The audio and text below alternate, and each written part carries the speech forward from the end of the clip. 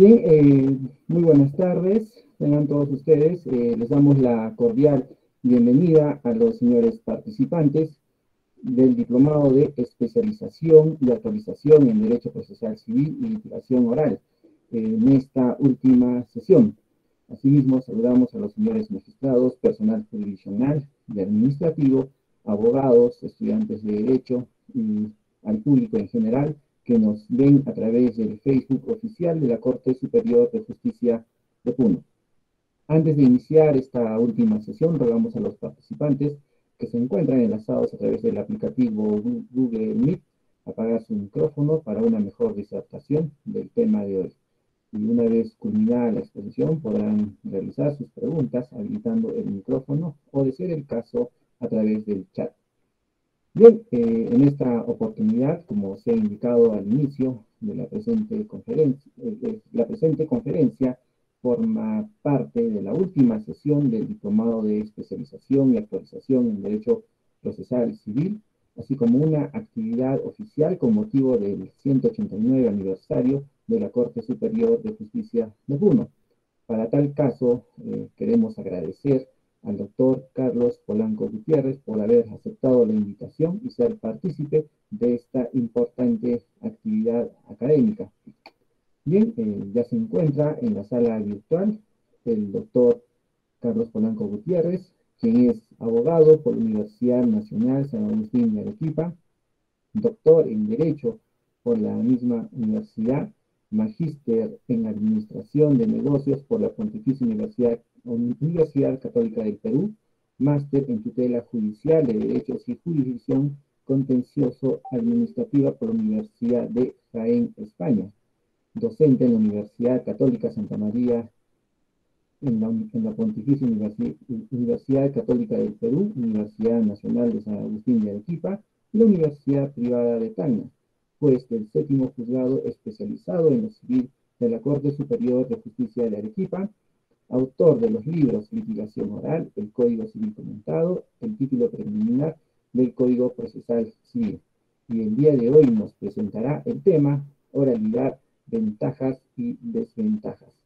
Bienvenido, doctor Carlos Polanco Gutiérrez. Su turno, por favor.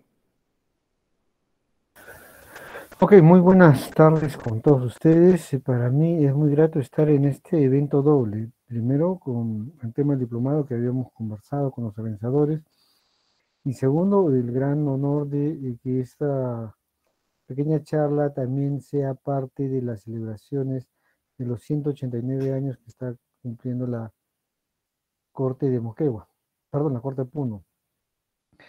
¿Qué vamos a hablar hoy día? Hoy día vamos a hablar sobre ventajas y desventajas de la oralidad. Para ello tengo que concentrarme en dos actores importantes y voy a hacer también referencia a una cita del profesor Juan Monroy. Juan Monroy, cuando hace un artículo sobre los 25 años de vigencia del Código Procesal Civil, le piden como uno de, entre comillas, de los padres de esta norma, le piden que haga un artículo sobre los 25 años de su creación. Y Juan Monroy tiene una frase lapidaria. 25 años del Código Procesal Civil, nada que celebrar. 2018, estamos hablando de 2018, cuando el movimiento de la litigación oral estaba en ciernes, había empezado el 2017 con pequeñas prácticas internas, el 2018 fue consolidándose y ya se hizo oficial a partir del 2019. Fines del 2018 ya, pero digamos propiamente a partir del 2019. ¿Qué dijo Juan Monroy? Pues no hay nada que celebrar, 25 años del Código Procesal Civil, nada que celebrar. Entonces, ¿pero por qué lo dice? Porque sostiene que un gran problema del fracaso de las reformas procesales a lo largo de la historia, no solamente de este código, fue, podemos decir que es, que los jueces más que juzgadores eran, o también podríamos decir que son, burócratas que pretendían garantizar la neutralidad, que no es lo mismo que imparcialidad, y eran fanáticos en obediencia a las reglas formales del proceso. ¿Qué dice Monroy?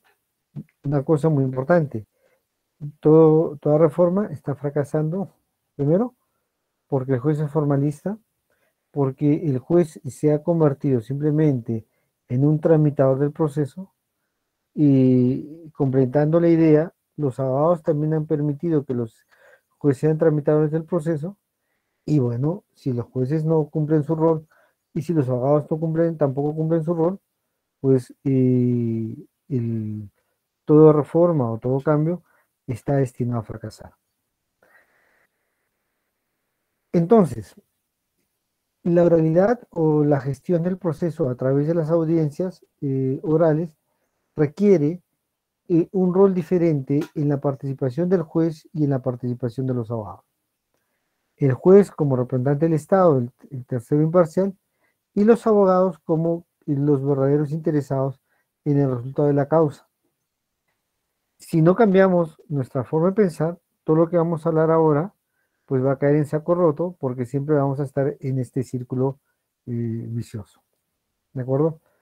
¿Qué es de nuevo que tiene esta oralidad? Y como gran ventaja, a diferencia del modelo tradicional y de las reformas tradicionales, es una gran ventaja que la reforma haya iniciado o haya empezado por iniciativa de los jueces. ¿Y por qué iniciativa de los jueces? Porque han sentido la necesidad de cambiar la gestión del proceso que venían realizando. Si los jueces hubieran estado muy contentos en su forma de trabajar, pues no habría reforma. Entonces, si la reforma se inicia por actividad de los jueces, es que los jueces han estado muy involucrados en que tenemos que cambiar esta situación de los servicios de la justicia civil. En el litigio tradicional se veía que habían en el momento de la concepción del Código Procesal Civil del año 93 dos audiencias fundamentales, una llamada de saneamiento y otra audiencia llamada de actuación de medios probatorios. En los de conocimiento había una tercera, que era una audiencia de conciliación. En ninguna de esas audiencias los operadores jurídicos, abogados y jueces entendían la finalidad de lo que debía hacerse y probablemente entendieron que simplemente había que cumplir trámites procesales. La audiencia de saneamiento, de una manera tradicional, se había convertido en en el momento en que el juez saneaba el proceso, fijaba los puntos controvertidos y le decía a las partes cuál era el material probatorio que iba a admitir. Pero eso era nada más. La nueva visión del proceso, y aquí esta es otra ventaja que tiene la oralidad, le da un propósito a cada una de las audiencias. Hay una famosa teoría que hablan los administradores de la teoría del desperdicio, que se llama desperdicio. Todo aquello que realizamos en un proceso productivo y no le agrega valor. Y como es un desperdicio, debe ser suprimido y debe ser eliminado. De esta manera, los procesos industriales, los procesos que hacen las empresas, van a tener mejores productos, botando todo aquello que no les añade valor. Traído ese concepto al proceso, significa que los jueces tenemos y los abogados tienen que agregar valor en la gestión del proceso. ¿En qué momento? En el momento en que se realizan las audiencias, tanto la audiencia preliminar como la audiencia de prueba. ¿Para qué? Porque esta creación de valor va a justificar la existencia de los modelos.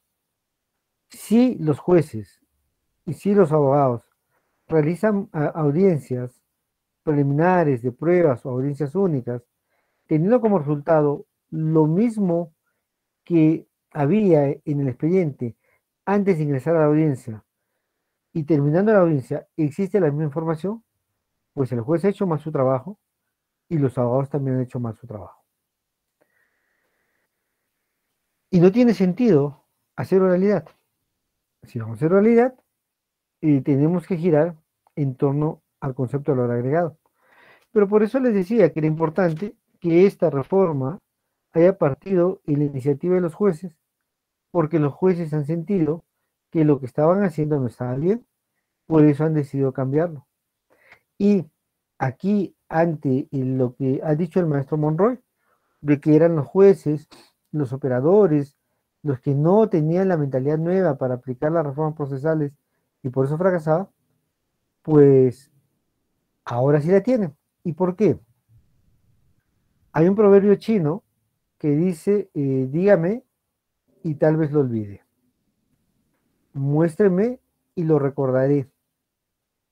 Pero si me involucra, lo voy a comprender. Dentro de esto que les quiero manifestar, los jueces probablemente recibieron sus lecciones, tuvieron sus profesores, les explicaron, quienes hicieron el Código Procesal Civil del 93, cuáles eran las finalidades, pero lo olvidaron probablemente. Y lo que ahora sí, como gran fortaleza, es que voluntariamente se van involucrando, y no solamente eso, sino lo van comprendiendo, y lo van comprendiendo, van gozando los beneficios y van a seguir en esta práctica. Y tienen que lograr que los abogados también sientan este mismo beneficio. Si hacemos oralidad excluyendo el debate de los abogados o haciendo un costado lo que dicen los abogados porque ya hemos pensado en todo, el proyecto de oralidad tiene que fracasar. Pero si logramos involucrar a los abogados que en cada una de esas actuaciones van agregando valor y fundamentalmente en las audiencias, pues el producto va a generar un círculo virtuoso, donde el juez se tiene que preparar más y el abogado se prepara más, y ya no va a ser la vieja práctica que el juez atendía conforme podía y el abogado iba a la de Dios, porque ha habido muchos casos en que los abogados se han presentado a las audiencias y no conocían sobre qué trataba la audiencia. Y ha sido una excusa recurrida, muy recurrida en la sala de audiencia, que cuando el abogado era interrogado, solía decir, pues lo que pasa, doctor, que me he hecho cargo de la defensa ayer, o me he hecho cargo de la defensa hoy en la mañana. Discúlpeme, pero yo no he hecho la demanda. Discúlpeme, pero yo no he hecho la contestación. Hemos cambiado el patrocinio y yo recién me he hecho cargo de la defensa. Palabras más, palabras menos. Ahora, el involucrarnos todos, significa el compromiso de estar preparados. Y esto es una ventaja ineludible. Cuando estemos todos preparados, el juez leyó el expediente, el juez estudió bien el expediente y va a enriquecerse con la información que obtiene en la audiencia. Las partes que hicieron sus propuestas en la demanda, en la contestación de la demanda, van a enriquecer al proceso con lo que están diciendo en las audiencias, entonces tiene que salir un producto mejor. Involucrar es la clave en la oralidad. Los jueces tienen que empezar a sentir el beneficio de hacer las audiencias. Si los jueces no sienten el beneficio de hacer las audiencias, esto no va a funcionar. Los abogados tienen que sentir el beneficio de participar en las audiencias en la defensa de los intereses de su patrocinado. Si los abogados tampoco sienten este beneficio de la participación en la audiencia, no van a ir. Y hay un gran paradigma que tiene que romperse. Si antes era suficiente citar a una audiencia, ahora lo que es necesario para que funcione la oralidad es que las partes acudan a esta audiencia. Me gusta decir con sana envidia que los jueces penales convocan a las audiencias de apelación, los tribunales penales, y hay un detalle muy importante, al menos acá en Arequipa. Cuando se apela a una sentencia penal, la sustentación tiene que hacer en audiencia, es decir, se oraliza la apelación.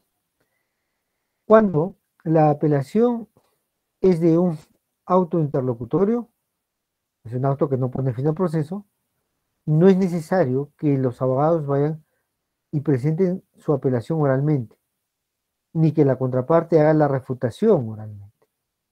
Sin embargo, los magistrados penales han logrado hacer que los abogados sientan el beneficio de refutar directamente o sostener directamente una apelación, y aun cuando no estén obligados a ir, más o menos un número cercano al 96% acude. Ese reto debemos tener los jueces civiles, en que no solamente debemos tenernos muy contentos por convocar a la audiencia preliminar, sino hacer que las partes asistan. Y las partes van a asistir en la medida que sientan que son escuchados, que son atendidos y que van generando valor para su propio patrocinado. Miren que la fase escrita del proceso termina en papeles, pero no en un caso humanizado. Y es en las audiencias donde los papeles van a ser explicados, donde los casos van a ser presentados de mejor manera y va a generarse un fenómeno de humanización del proceso. Una gran desventaja es entonces que el juez no se prepare. Y también gran desventaja es que el abogado no se prepare. Y también si las partes no asisten a la audiencia.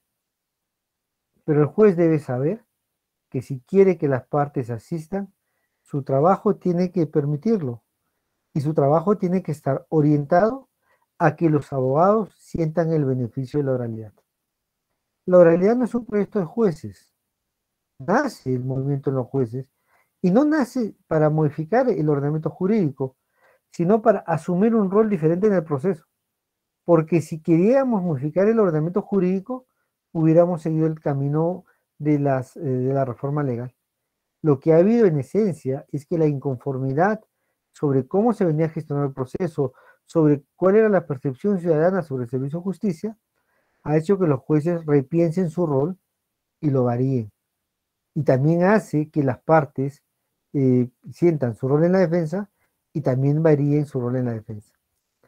Si no tenemos esta variación en la apreciación del proceso, pues va a ser muy duro para nosotros, para todos, que el proceso oral funcione.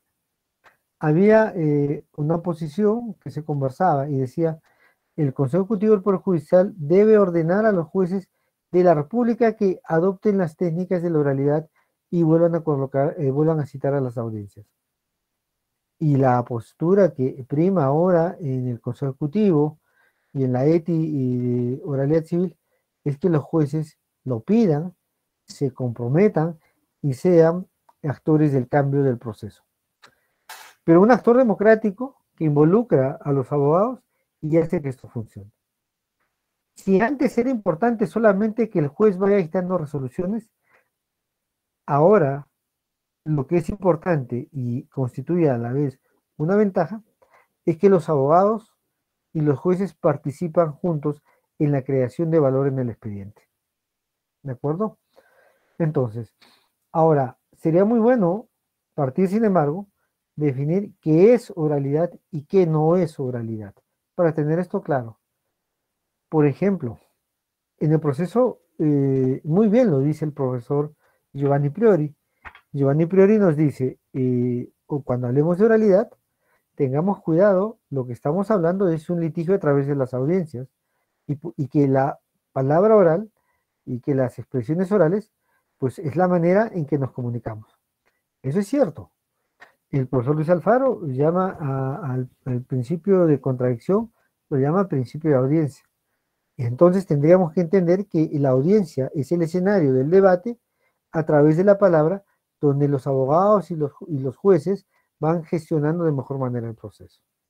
Entonces, cuando me dicen que no es oralidad, verbalizar, leer los escritos, actuar de manera teatral, eso no es oralidad.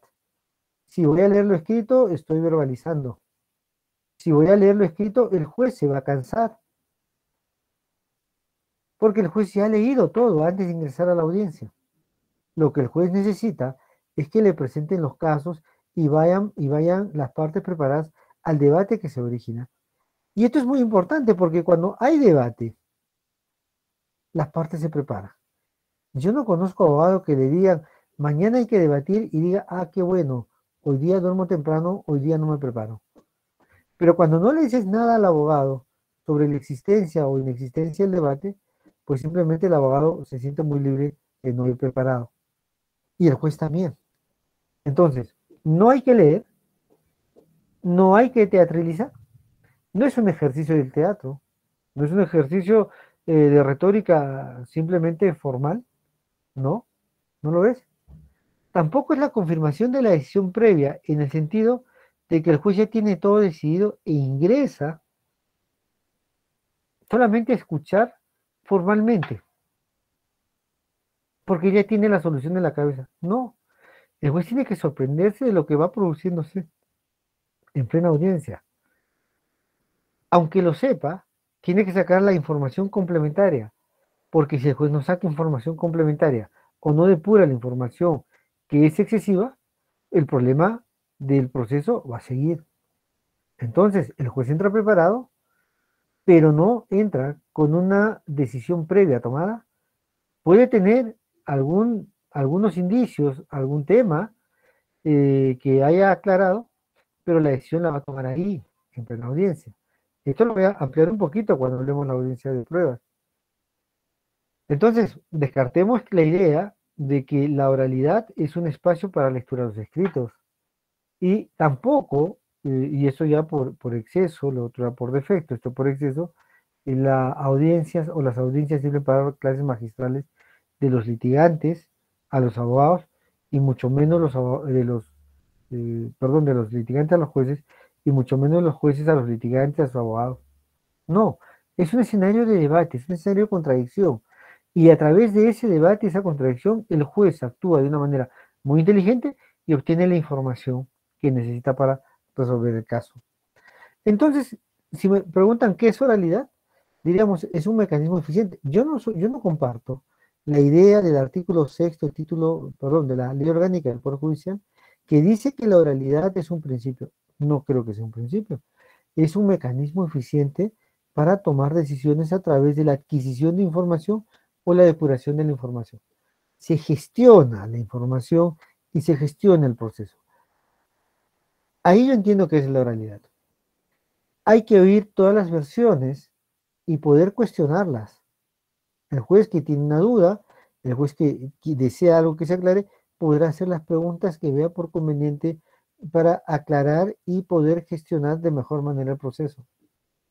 El juez no tiene teoría de caso personal, que esto es muy importante porque en alguna oportunidad, conversando con algún colegiado, me comentaban ellos, mire, lo que pasa, doctor Polanco, es que nosotros estudiamos el expediente un día anterior y tenemos nuestra teoría del caso y escuchamos la teoría del caso de la demandante, de la parte demandada, y luego, si son diferentes a las nuestras, exponemos por qué nuestra teoría del caso debe prevalecer.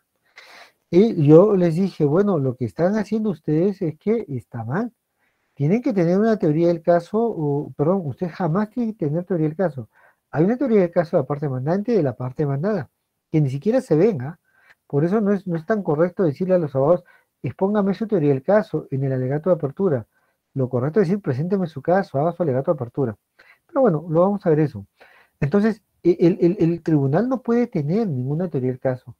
Va a tomar una u otra, o hará una síntesis, pero jamás puede tener una propia hipótesis o una propia teoría del caso, una propia tesis del caso que va a resolver. No, no lo puede tener. Hay dos que le han planteado y ahí podrá hacer una síntesis si lo ve por conveniente, pero hasta ahí llega la hora del juez. ¿De acuerdo? Ahora, entonces, ¿qué hacemos en la oralidad? Eh, hay dos audiencias fundamentales en los procesos de conocimiento y abreviado. En el proceso sumarísimo hay una sola audiencia. ¿Cómo se divide el proceso de oralidad? En dos partes. La primera es la audiencia preliminar y la segunda es la audiencia de juzgamiento. ¿Por qué se llama preliminar? Porque es preliminar a algo, es anterior a algo. ¿De acuerdo? ¿Por qué la llamamos audiencia de juzgamiento? Porque es el momento en que el juez juzga. Fracasó el Código Procesal Civil del año 93 o no fue aplicado de la manera esperada por todos, porque se llamaba audiencia de saneamiento, audiencia de conciliación, audiencia de saneamiento, fijación de puntos controvertidos y administratorio de primer probatorio. Y como los nombres muchas veces determinan el destino de las cosas, las partes consideraban que simple y llanamente estábamos hablando de uno, sanear, dos, fijar puntos controvertidos, tres, admitir medios probatorios o saneamiento probatorio, por el nombre de la audiencia. Entonces, decimos no, ahora se llama audiencia preliminar, que tiene como sustento jurídico el artículo 51.3 del Código Procesal Civil, el artículo 5º, título preliminar civil, del Código Procesal Civil y otras normas. Pero en esencia, esas dos. Para eso le llamamos una audiencia preliminar. ¿Para qué? ¿Para sanear? No. ¿Para fijar punto de contacto? Tampoco. La audiencia preliminar se llama, se convoca y tiene ese nombre porque es preliminar a algo. Y en nuestro caso, el proceso civil es preliminar al juicio. Se llama preliminar en el momento de, en el derecho comparado se llama audiencia previa, los españoles la llaman audiencia previa. Simplemente ¿por qué? Porque es previo a algo. La llaman audiencia inicial porque hay otra audiencia secundaria, o en segundo lugar, o una audiencia final. Pero nosotros la llamamos con mayor propiedad, la llamamos audiencia preliminar. ¿Preliminar a qué? Los nombres siempre nos van a determinar cómo son las cosas. Es una de las ventajas en el derecho. Cuando uno quiere estudiar algo en el derecho y le dice, no, miren, nosotros queremos establecer cuál es la intención del legislador cuando se ve la norma, y entonces dice, pucha, ¿y ahora qué será eso? Pues le ponen fácilmente intencionalismo jurídico. Ah, perfecto. Entonces, los nombres nos dicen mucho en las instituciones. Y cuando hablamos de audiencia preliminar, nos dice una pregunta, ¿preliminar a qué?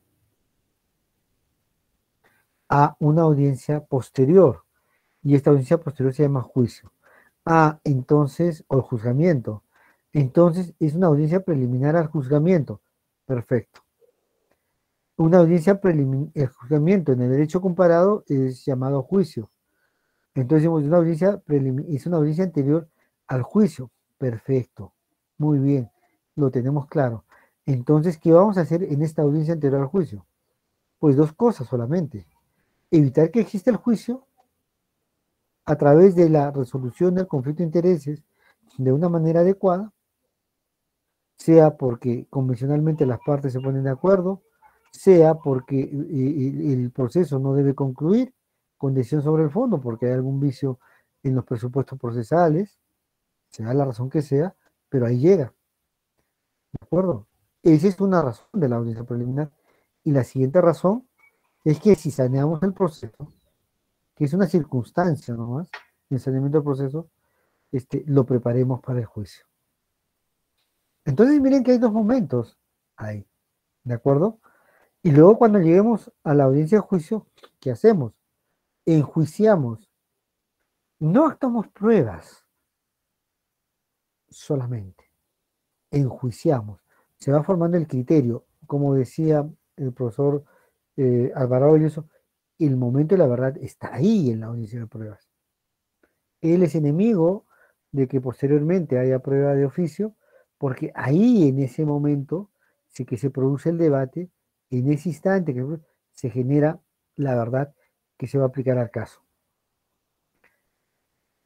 Entonces, hacemos juzgamiento. ¿Cuál es el problema?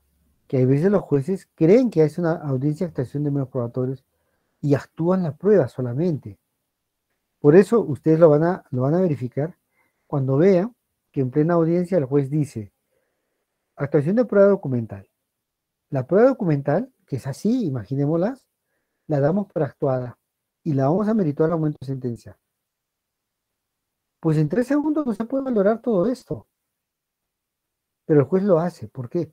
Porque no entiende que la audiencia de juzgamiento es para juzgar. La audiencia de juicio es para formar su criterio a través de la actuación de pruebas y ver qué se acreditó y qué no se acreditó. Y toma la decisión. Miren que no estamos hablando de formar convicción o no formar convicción, sino se acreditó o no se acreditó. Distinción que la considero muy importante, porque hay veces hablamos formó convicción o no le causa convicción al juez desde un plano subjetivo. Y las decisiones y las valoraciones de los medios probatorios no son subjetivas. En su nuevo libro, Pruebas sin convicción, el profesor Jordi Nieva nos habla de una manera muy clara y de una manera muy precisa. Tengan cuidado lo que hay que hacer es que el juez tome decisiones sobre si se acreditó con los medios probatorios un hecho o no se acreditó. Y entonces es preferible decir que en esta audiencia de juzgamiento el juez forma su criterio a través de la actuación de los medios probatorios para ver si se acreditó o no se acreditó lo que afirmaron las partes. Miren, es el proceso que tiene las mismas normas de que tuvo antes. Hay un cambio de actitud en el juez, en su labor, pero un cambio completo y radical en la concepción del proceso. Y eso también lo lleva el abogado. ¿De acuerdo? Entonces, ¿qué va a buscar el juez en la audiencia preliminar y en la audiencia de juzgamiento? Ya hemos hablado más o menos que una es el prejuicio y la otra es el juzgar. ¿Qué va a hacer, qué buscar el juez? Que en cada una de estas audiencias se agregue valor a la gestión del expediente. Y la palabra o las dos palabras mágicas de la gestión de un proceso civil de oralidad es el valor agregado, aquello extra que se produce en el debate. Entonces, entra el juez a la audiencia preliminar y tiene una información X. Va a hacer todo lo que tenga que hacer, pero va a salir con una información X más algo. Este más algo es el valor agregado. O entra el juez y tiene X problemas y el X menos un problema, quitar un problema, es el valor agregado.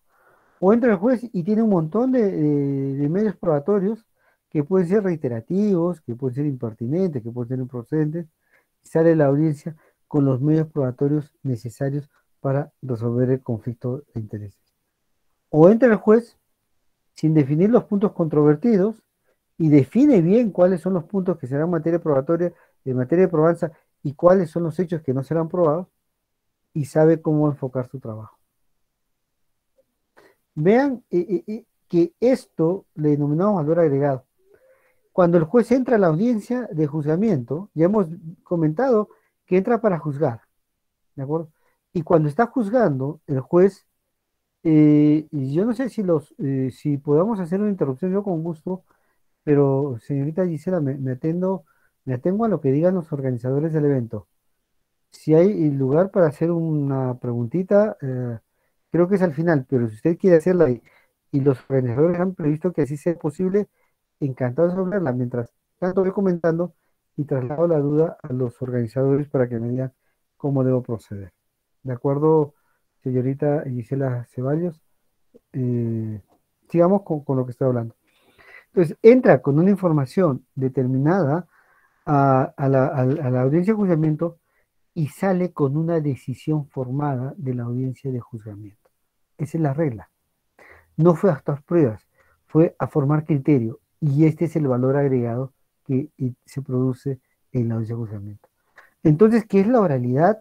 En esto, el valor agregado. ¿Cuál es la gran desventaja? Si no agregamos valor ni a la audiencia preliminar ni a la audiencia de juzgamiento, pues vamos a estar en peor situación que antes de la reforma procesal. Entonces, se agrega valor y hay una herramienta tecnológica que le va a ayudar al juez, que es la grabación. Si antes el juez estaba preocupado en redactar un acta, en hacer un acta impecable, en hacer que tenga un documento muy bonito que me sirva para dictar sentencia o para continuar con el trámite del proceso, ahora no, ahora no se preocupa por eso, porque lo que debe preocupar al juez es el debate y la información que nace del debate, no el documento que se origina, porque el documento ya está soportado en la grabación de audio o video. Y ahora, como es virtual, es video en líneas generales. Pero cuando se regrese a la presencialidad, habrá cortes que no tengan cámaras de video y lo harán por audio. Pero el juez deja de pensar en eso y se concentra en la información. Y toma notas, ¿correcto? Y sigue tomando notas. Vean ustedes que esto es importante entenderlo porque en el año 2015, en enero, ya se autorizó de que las audiencias fuesen grabadas como regla y de manera excepcional que se registren en un acta documental, en un papel. Sin embargo, todos los juzgados que no están en oralidad eh, parece que no han leído muy bien la norma y al final reposan toda su labor en el documento escrito, cuando la norma dice lo contrario. El documento escrito es la excepción. ¿De acuerdo? Entonces, agrego valor, pero tengo una herramienta. Esta herramienta se llama el soporte tecnológico. ¿Qué busco como juez? Más y mejor información. ¿Qué busco como abogado? Que el juez tenga, que entienda mejor la posición de mi patrocinado, proporcionarle la información más clara de mi patrocinado y eliminar aquella información que no les permita al juez tomar la decisión. Y también hago ese análisis con la información que tiene mi contraparte. ¿Cómo se consigue esto? De dos maneras. En la audiencia preliminar, a través del debate, a través de la conversación que se puede tener, y en la audiencia de juzgamiento, los abogados tienen la obligación de hacer hablar sus medios probatorios. Los papeles tienen que hablar, los documentos tienen que hablar, tienen que oralizarlos y tienen que exponerlos y tienen que señalar qué es lo que les permite acreditar y tienen que responder también la contradicción que haga la otra parte sobre lo que ustedes están oralizando.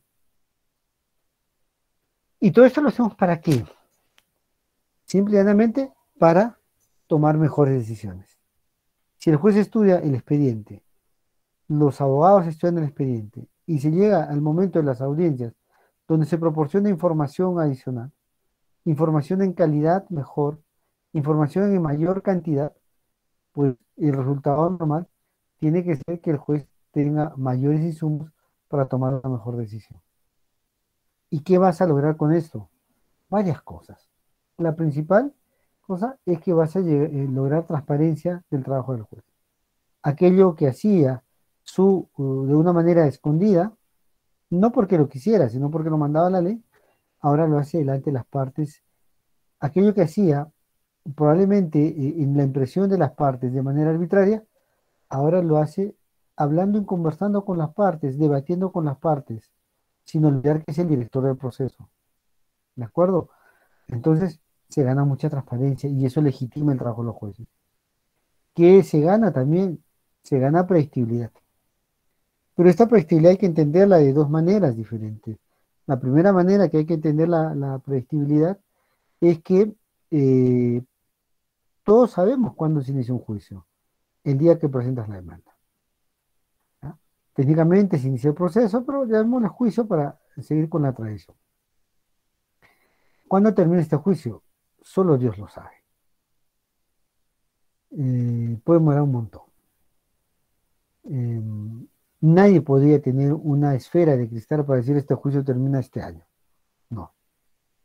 Aunque el plazo procesal establecido en la norma así lo diga. Ahí hay un problema, a veces, de bipolaridad, ¿no? A veces hay jueces que son muy, en palabras del maestro Monroy, muy burócratas, muy pegados al pie de la letra de las normas, pero cuando le dicen sus plazos procesales, ellos dicen, no, es carga procesal lo que me dilata todo. Si ellos entienden que la carga procesal les impide resolver dentro de los plazos de ley, también deberían entender que la eficiencia del proceso les permite, sin afectar el derecho de las partes, el debido proceso, el contradictorio, el derecho de defensa, un poco salirse de los límites de la ley para que el proceso tenga una solución más eficiente. Pero en fin, lo que se busca acá es que la decisión sea predictible, por lo menos en el tiempo. Te puedo decir con mucha alegría, con mucho honor y con mucho orgullo, que más o menos en Arequipa, una vez que te admiten la demanda en un proceso sumarísimo, en más del 90% de casos termina en 45 días. Al día, si hoy estamos 16, presentamos la demanda, el día 30 de enero, más o menos en promedio, te estarían dictando la sentencia en un proceso sumarísimo.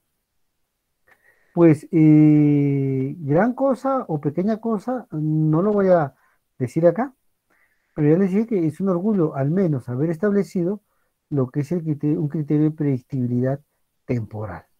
Por lo menos en el tiempo ya se sabe. Claro, hay procesos excepcionales, procesos complicados que van a generar otros tiempos, pero les decía más del 90% en 45 días en promedio.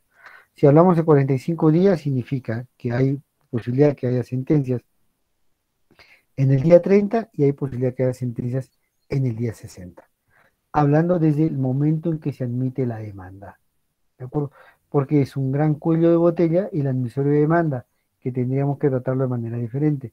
Pero los abogados al menos ya tienen la certeza de que se admitió su demanda y a los 45 días tiene que salir la sentencia correspondiente en proceso marítimo. Y entonces me dicen, ¿se gana celeridad? No, la celeridad es una consecuencia de un trabajo de eficiencia.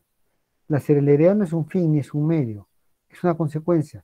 Si el juez trabaja de manera ordenada, si sigue todo lo que estamos conversando, hace predecibles decisiones, trabaja de manera transparente, gestiona el proceso como debe gestionarlo y no se queda pegado en las normas ni en su formalidad, sino que busca cuál es la finalidad de ellas y las pone en vigencia en el proceso, pues el juez les va a decir, sí, tengo por lo menos predecir esto, y lo que llamamos celeridad no ha sido lo que buscaba el juez, sino es una consecuencia de cómo el juez va gestionando el proceso correspondiente. Ahora, ahí es importante entender algo entonces. ¿Cuál es la finalidad de la labor judicial? Siempre decimos que la finalidad del proceso es resolver el conflicto de intereses. Sí, lo dice el artículo 3 del título preliminar, pero en realidad, ¿cuál es la finalidad de la labor judicial? Pues es esa, la finalidad de la labor judicial es resolver el conflicto de intereses, ¿de acuerdo? Resolver el conflicto de intereses, no la del proceso, la del juez. Y utiliza el proceso común en las herramientas que tiene para resolver el conflicto de intereses. El proceso es instrumental. Todo el mundo, todos los civilistas, procesalistas y todos los que están en el mundo jurídico ya aceptan de manera uniforme que el proceso es instrumental. Estamos hablando del siglo XXI. El proceso no es un fin. Y segundo objetivo que tenemos claro, o segunda verdad que tenemos clara, es que el proceso es flexible. El proceso es flexible. Flexible. No es de un rigor formal que no puedan. Inclusive el artículo 9, el título preliminar del Código Procesal Civil, cuando establece el principio de formalidad, regula el informalismo. Porque si bien es cierto en la primera parte dice que las normas son de imperativo cumplimiento, en el segundo párrafo dice, sin embargo, si se utilizó otra forma procesal y que se logre el objetivo, pues bienvenido sea el caso. Y cuando regula las nulidades, habla de la convalidación, porque si tú lo has convalidado, pues no tiene sentido declarar la nulidad de alguna u otra cosa.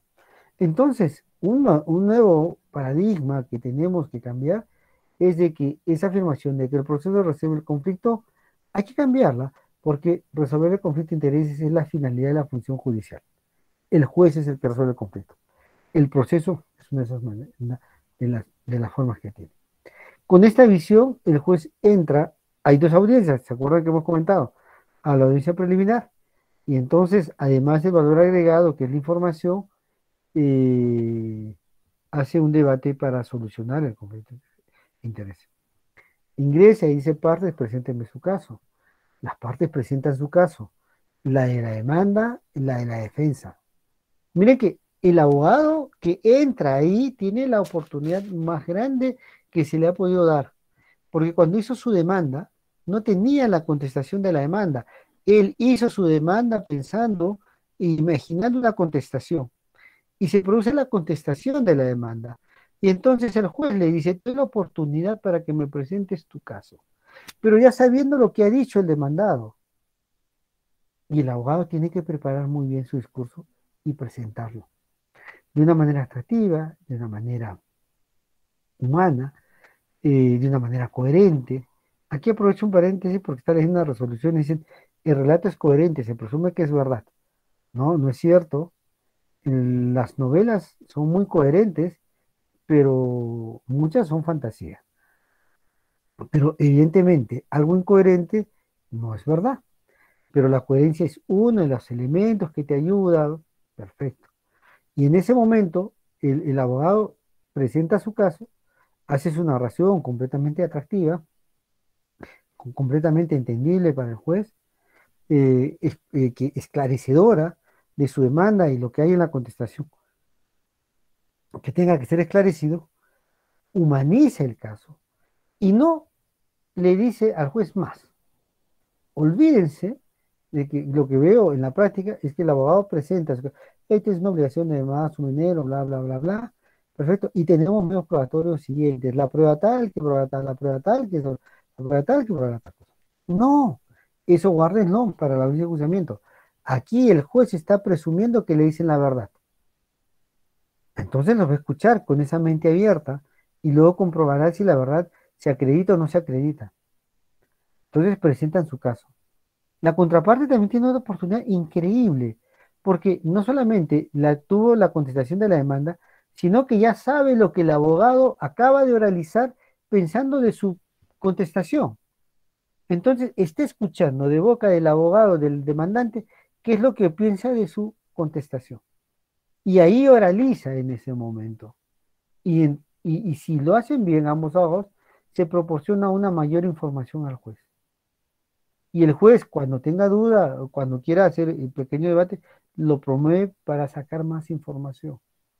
¿De acuerdo? Entonces, miren cómo va trabajando el juez. Y ahí tiene entendido algo muy claro. ¿Cuál es la finalidad de la función jurisdiccional? Resolver el conflicto de intereses. ¿En qué estamos? ¿Para qué se hace una audiencia preliminar? Para dos cosas, para resolver el juicio o para prepararlo. Ah, caramba, entonces voy a resolver aquí y promueve la conciliación, que es la mejor manera de resolver los conflictos de intereses. Si ustedes hablan con un juez de oralidad, no les va a llamar Marx, lo que llamamos Marx, método alternativo de solución de conflicto, Marx, el juez de oralidad también le da Marx, pero es un pequeño cambio, que no solamente es etiqueta, sino concepción, método adecuado de resolución de conflictos, no método alternativo, método adecuado, y el juez trabaja en este tipo de solución. Pero no todo se puede conciliar, aunque hay que tratar de conciliarlo todo, y entonces se fracasa la conciliación, y ve que el juicio es viable, sale el proceso y de ahí comienza a trabajar lo que va a ser el juicio, lo que va a ser el juzgamiento. ¿Qué pasaba antes? Antes era simplemente un momento de preclusión de etapas procesales. Ah, terminó la etapa postulatoria, viene la etapa saneadora, bla, bla, bla, y ya bueno, luego viene la etapa probatoria. Ya no vamos a ir para atrás. No, no es eso. El juez podía llegar y decirle a su asistente, ¿qué tenemos para el día de hoy? Y la gente decía, doctor, tenemos 4 audiencias, 3 audiencias, 2 audiencias, de esto, ah, ya, correcto, perfecto, ya. Llamas a las partes. Ahora el juez conoce lo que hay y está preparado, ¿de acuerdo? Ahora, antes saneado el proceso, ahora ve cómo el proceso va a ser enjuiciado. Si antes admitía las pruebas, ahora el admisorio de pruebas lo hace con un debate previo, dirigido a los puntos controvertidos. El juez de oralidad, que tiene ya mucha experiencia o que ya tiene el manejo del caso por la práctica constante que ha tenido, va a hacer algo más.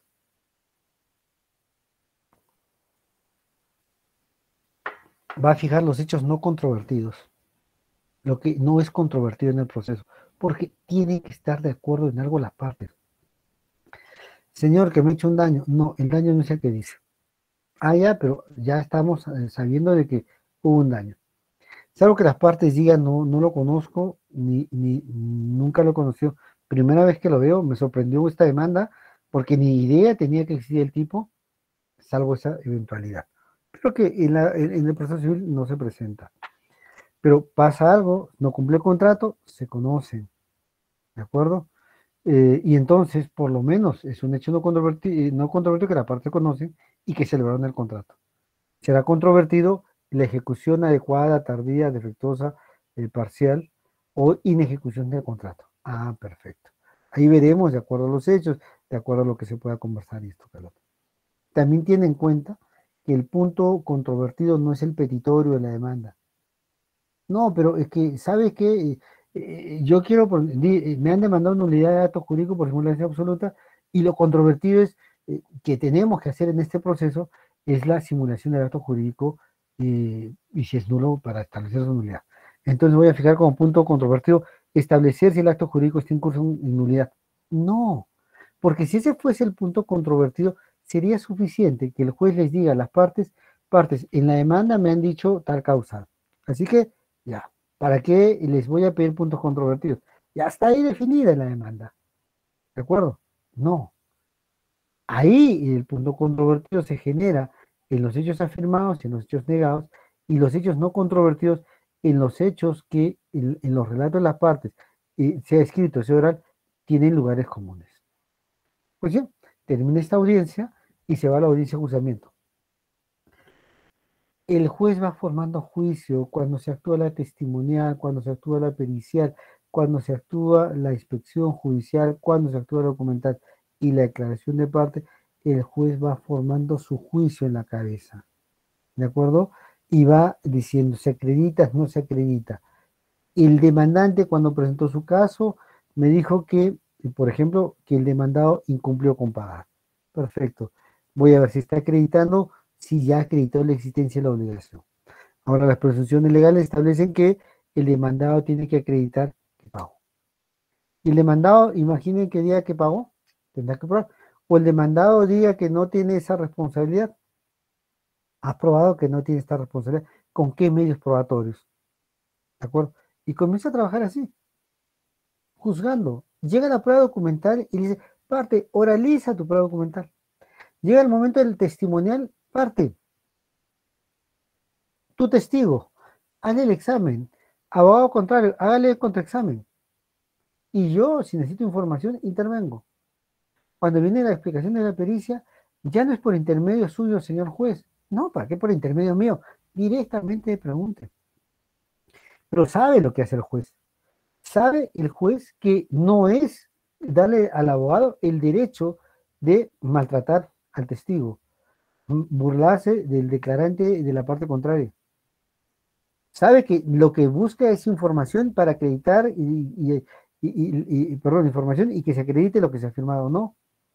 Y entonces el juez tiene que poner el orden. Cuando el abogado comienza, tipo película americana, a hacer 5, 6, 7, 8 preguntas en menos de un minuto, el juez lo para y dice un momentito, con calma, testigo, tome su tiempo.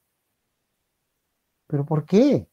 ¿Porque lo quiere ver? No, porque la psicología del testimonio nos enseña que la mejor manera para recordar las cosas, ¿cuál es? Cuando está tranquilo.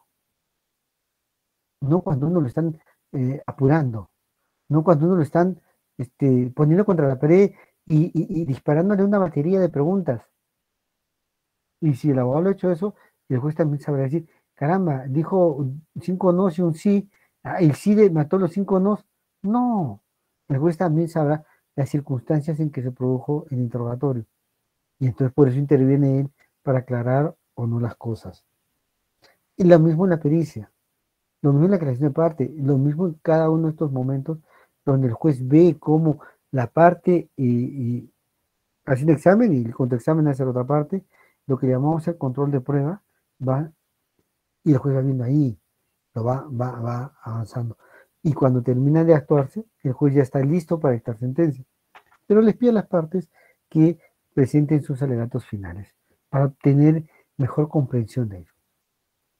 Si el alegato de apertura o la presentación del caso era meramente descriptiva o expositiva, el alegato de clausura es esencialmente conclusivo y argumentativo. Hay que argumentar por qué se acreditó lo que se ha afirmado, cómo que se han probado las afirmaciones hechas al presentar su caso, y la otra parte estará en la tarea de refutar o también sostener que lo suyo es lo que verdaderamente se acreditó. Y es lo que pasa, es lo que sucede, ¿de acuerdo? Entonces, ese alegato de apertura presenta un caso y ese alegato de clausura donde se concluye. Y tiene que tener una relación, porque imagínate que en el alegato de apertura dice, este es un proceso sobre A, y en el alegato de clausura dice, se ha quedado B. Entonces el juez va a decir, no, esta es otra historia. ¿De acuerdo? Y ahí empiezan los problemas de las improcedencias en sentencia. Coherente. En la de apertura yo dije ABC en el alegato de clausura A, B y C ha quedado aprobado con J, K y L. La otra parte dijo 1, 2, 3, pero uno no quedó aprobado con nada, porque la declaración de tal testigo fue contradictoria en tal cosa. Y se terminaron los alegatos y el juez dicta la sentencia. Vean, importante el cambio de la concepción del juez. Y ahora, no solamente eso, sino que también tiene que tener habilidades. Una habilidad que tiene que trabajar el juez y también tiene que trabajar los abogados es la comunicación oral. Hay que saber escuchar, hay que saber hablar y también hay que saber decidir de manera inmediata. Antes no era necesario que sepas escuchar, porque ponías cara de palo, todo serio, hablaban lo que hablaban y no era tan importante, porque para ti lo importante era lo que estaba en el papel escrito y ahora cambió eso.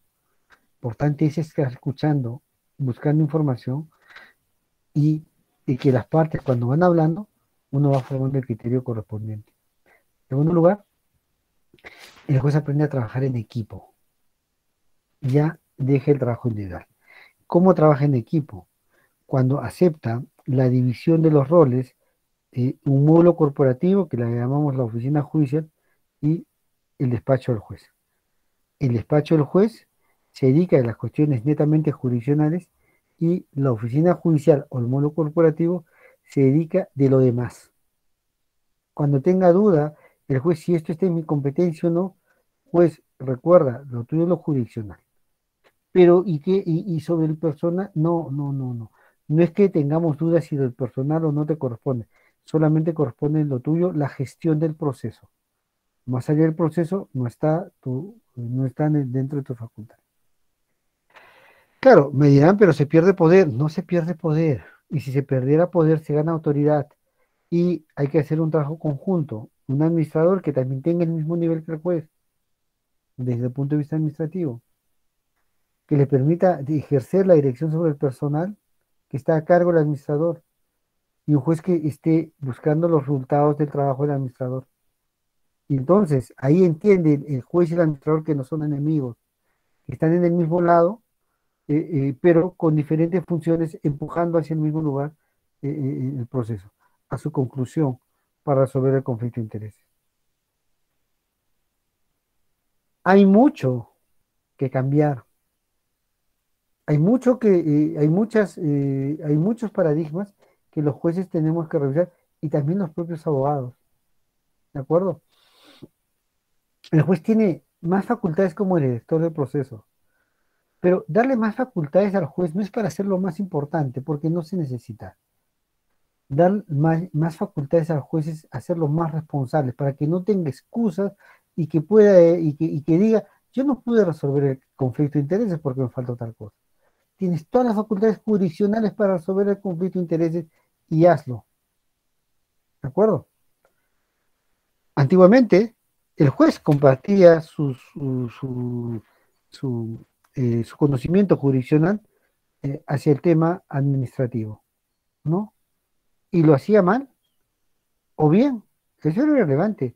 Lo que pasaba es que hay veces que hay jueces que no tienen formación administrativa y hay jueces que tienen formación administrativa, pero en ambos casos destinaban y perdían tiempo que deben concentrarlo a la resolución de los conflictos de interés. Y entonces, ¿qué queda de la figura del juez? Pues queda la autoridad porque va resolviendo los casos y lo único que puede hacer es simple y llanamente hacer evidente su don de líder o liderazgo entendiendo dentro de todas las excepciones en esa capacidad de poner adelante un sueño y hacer que todos lo sigan. Al sueño, no al juez, ¿ah? Al sueño. Y decir, tenemos que resolver los conflictos de intereses, tenemos que hacer esto, ¿no? Y todos alinean sus objetivos personales al cumplimiento de la meta institucional. Pero para que pase esto, el juez tiene que inspirar. Y para que el juez inspire, tiene que ser un líder, no un jefe, no un líder que predique con el ejemplo, que tiene nuevos ojos, tiene nuevas responsabilidades, tiene mayores facultades, pero también tiene un mayor compromiso en resolver los casos.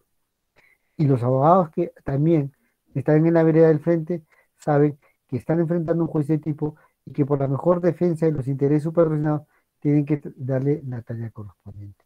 Si logramos hacer esto juntos, estas aparentes o más o menos las debilidades o los problemas que les he ido presentando van a quedarse a un lado y lo que nos va a quedar es un proceso mejor llevado, es un proceso mejor gestionado y mejores soluciones para las partes en un menor tiempo. Y si lográramos hacer eso, todos ganamos. El juez irá a su casa a descansar y el abogado tendrá la certeza de que todos sus esfuerzos lograron el resultado que él estaba esperando. Y también podrá ir a descansar sabiendo que en todo momento ha sido una larga batalla, una batalla muy intensa, donde ha sabido dar la talla que necesitaba su cliente. Ese es el modelo de la oralidad que se está implementando en el Perú. Es el modelo que más o menos recoge el proyecto del nuevo Código Procesal Civil y el proyecto hacia el cual deberíamos avanzar todos. Señores, conforme quedamos con los organizadores, teníamos 60 minutos para esta presentación y lo he tratado de cumplir de la manera más precisa. Muchísimas gracias. Si hay alguna pregunta, yo encantado de poderlas absolver en la medida que se vayan formulando. Muchas gracias.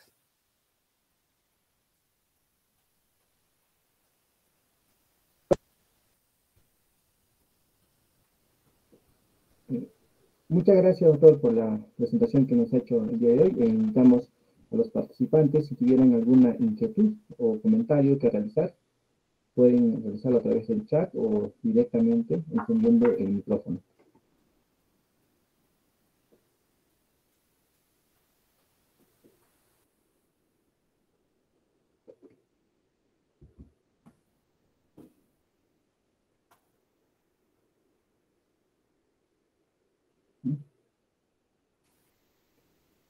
Bien, doctor, creo que no hay preguntas.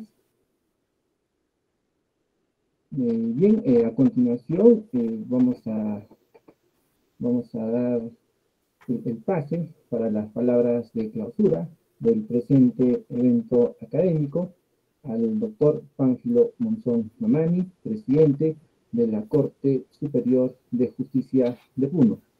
Adelante, doctor. Muchas gracias. Muy buenas noches con todas y todos. Luego de más de 2 meses de iniciado, el día de hoy llega a su conclusión las sesiones del Diplomado de Especialización y Actualización en Derecho Procesal Civil y Litigación Oral, organizado por el Comité de Damas de la Corte Superior de Justicia de Puno en alianza con la Facultad de Ciencias Jurídicas y Políticas de la Universidad Nacional del Altiplano y la Corte Superior de Justicia de Puno a través de su unidad académica. El diplomado tuvo como objetivo dotar de conocimientos y herramientas a los operadores jurídicos, como son los señores y las señoras jueces, fiscales, abogados, estudiantes de derecho y público interesado para un mejor desempeño en sus funciones y labores en el área procesal civil. El mismo que se ha desarrollado en la modalidad virtual por las especiales circunstancias de emergencia sanitaria que vivimos. Los expositores han sido profesionales del derecho especializados y conocedores de las materias abordadas, entre magistrados del Poder Judicial, del Ministerio Público, profesores universitarios y juristas con amplios conocimientos del proceso civil, como son los doctores Fornina Manco Córdoba, Carlos Enrique Polanco Gutiérrez, María Guerra Cerrón, Joel Chipana Catalán, Johan Quesnay Casusol, Jorge Pajuelo Cabanillas, Emmanuel Chávez Urquizo, Omar Sumaria Benavente, Pedro Huacho Trujillo, Jacqueline Chauca Peñalosa, Edwin Jorge Sarmiento Apaza, Beni José Álvarez Quiñones, Milagros Núñez Villar, Guido Armando Echevarría Tiznado, Marco Antonio Ticona Miranda, Andrés Carita Quispe, José Asdrúbal Coya Ponce, Moisés Pablo Mariscal Rivera y Peter Manzaneda Cabala. a quienes va nuestro profundo agradecimiento y reconocimiento. En esta última sesión del diplomado y a su vez conferencia, con motivo de celebrarse este 21 de diciembre, el 189 aniversario de creación de la Corte Superior de Justicia de Puno, la ponencia ha estado a cargo del doctor Carlos Enrique Polanco Gutiérrez con el tema Oralidad, Ventajas y Desventajas, a quien reiteramos nuestro agradecimiento. Es pertinente tener presente que el cuarto objetivo estratégico institucional del Poder Judicial es impulsar la mejora de la oralidad, de la calidad más bien del servicio de justicia, mejorando los procesos judiciales sobre la base de una gestión pública orientada a resultados, en que el ciudadano es el centro de la atención y precisamente son acciones estratégicas para cumplir dicho objetivo, las buenas prácticas en la gestión de la carga procesal y el principio de oralidad para la celeridad de los procesos, para lo cual deben modernizarse los despachos judiciales de los juzgados civiles a través de un proceso de audiencias para reducir los plazos de resolución y darle transparencia. Entonces, como la implementación de la oralidad en los procesos civiles ha traído un cambio o rediseño en la organización de los despachos tradicionales, una reestructuración de los mismos, el modelo del módulo civil corporativo de litigación oral, cuya implementación y aplicación se viene ampliando en los órganos jurisdiccionales de los distintos distritos judiciales del Perú, como es el caso de Puno, ha justificado la realización de este diplomado. Seguros de que el diplomado ha sido de satisfacción de las participantes y los participantes, puesto que se han abordado temas de suma importancia del proceso civil y de la oralidad en el proceso civil, doy por clausurado este evento académico. Muchísimas gracias. Bien, doctor, muchas gracias. Bien, bueno, doctor, agradecer nuevamente al doctor Carlos Polanco Gutiérrez, el presente diplomado, ya había conmigo. Muchas gracias, doctor. Muchísimas gracias a ustedes, gracias por la invitación y siempre para servirlos. Buenas tardes.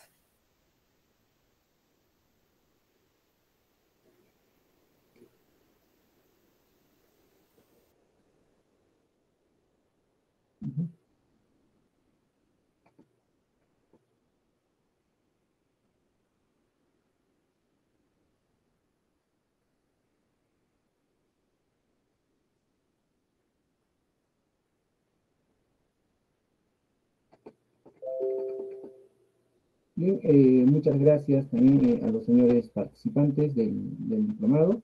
Informar que respecto del examen que se había programado, que si bien es cierto, en un inicio se indicó que iba a estar disponible a partir del día de mañana, el docente encargado de elaborar el examen nos ha pedido un tiempo adicional, dadas las funciones propias de su cargo, el mismo que nos entregará el día domingo en horas de la mañana, y en tal caso, bueno, para subir al aula virtual, este examen estará disponible en el aula virtual a partir del día 19 de diciembre, que es el día domingo, a las 3 de la tarde.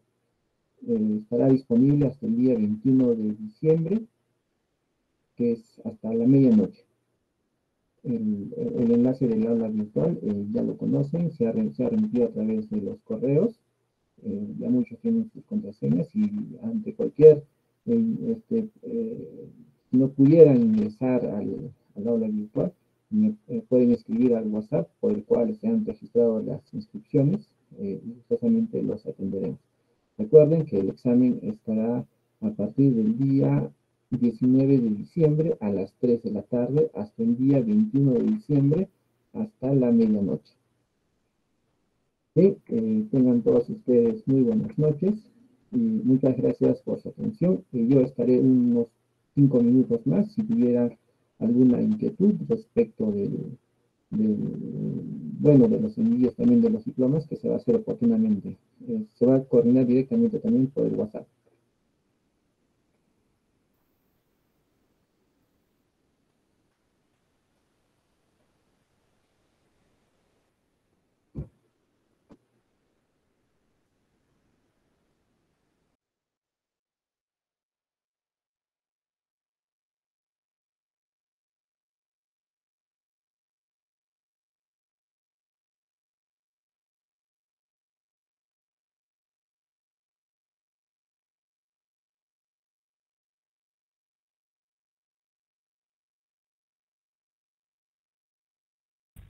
Muchas gracias. Hasta luego. Y felicitaciones a quienes hicieron todo lo posible para que pueda realizarse el diplomado de una manera correcta. Hasta luego.